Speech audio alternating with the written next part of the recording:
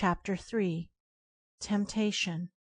Aspiration can carry a man into heaven, but to remain there he must learn to conform his entire mind to the heavenly conditions. To this end temptation works. Temptation is the reversion, in thought, from purity to passion. It is going back from aspiration to desire. It threatens aspiration until the point is reached where desire is quenched in the waters of pure knowledge and calm thought. In the early stages of aspiration, temptation is subtle and powerful, and is regarded as an enemy. But it is only an enemy in the sense that the one tempted is his own enemy.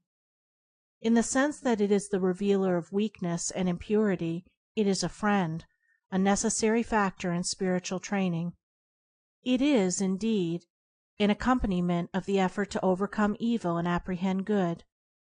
To be successfully conquered, the evil in a man must come to the surface and present itself, and it is in temptation that the evil hidden in the heart stands revealed and exposed. That which temptation appeals to and arouses is unconquered desire, and temptation will again and again assail a man until he has lifted himself above the lusting impulses. Temptation is an appeal to the impure. That which is pure cannot be subject to temptation. Temptation waylays the man of aspiration until he touches the reign of the divine consciousness, and beyond that border temptation cannot follow him. It is when a man begins to aspire that he begins to be tempted. Aspiration rouses up all the latent good and evil, in order that the man may be fully revealed to himself.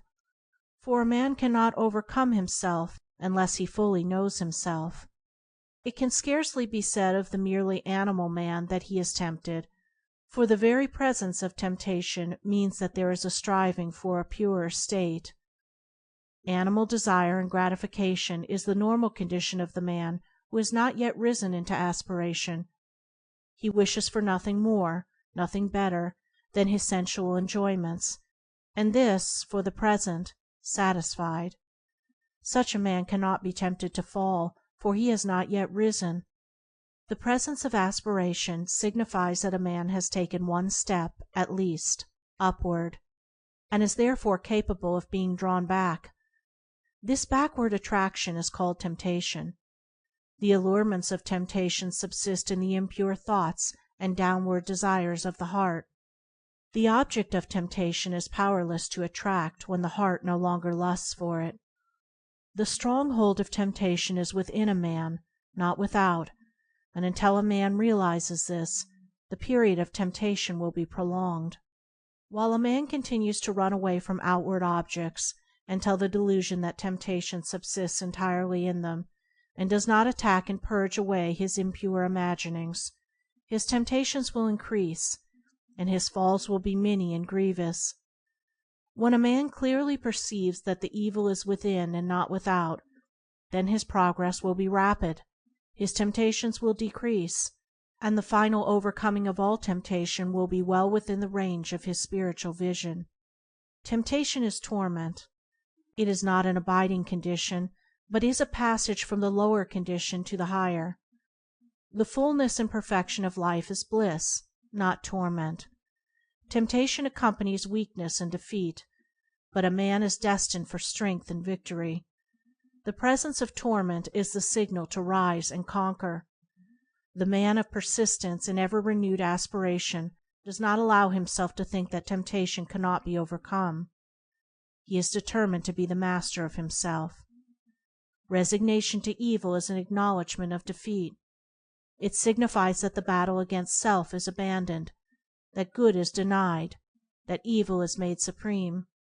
As the energetic man of business is not daunted by difficulties but studies how to overcome them, so the man of ceaseless aspiration is not crushed into submission by temptations, but meditates how he may fortify his mind.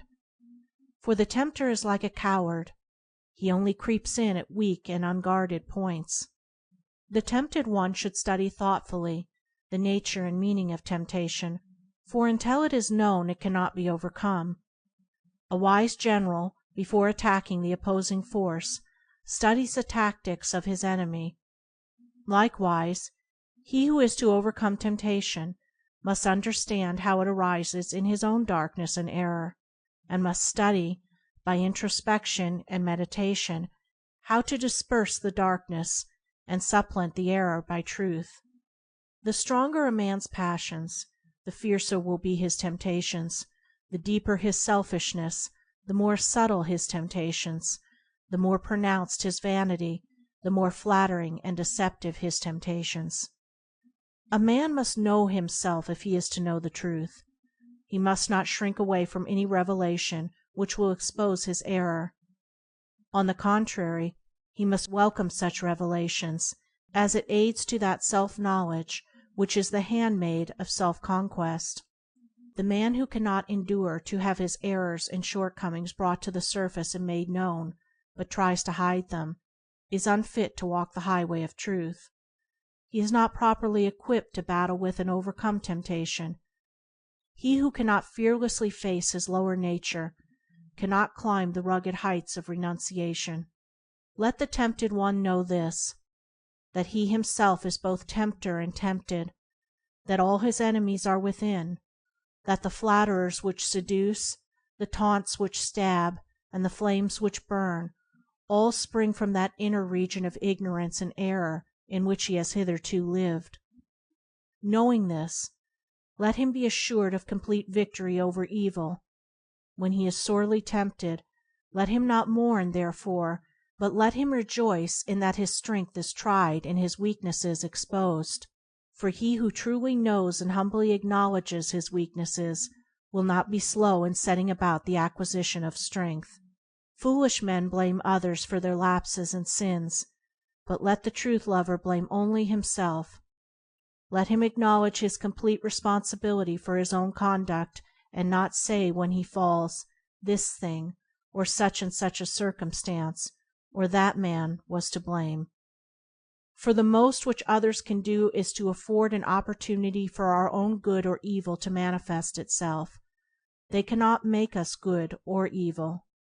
Temptation is at first sore, grievous, and hard to be borne, and subtle and persistent is the assailant. But if the tempted one is firm and courageous, and does not give way, he will gradually subdue his spiritual enemy, and will finally triumph in the knowledge of good. The adverse one is compounded of a man's own lust, selfishness, and pride. When these are put away, evil is seen to be naught, and good is revealed in all victorious splendor.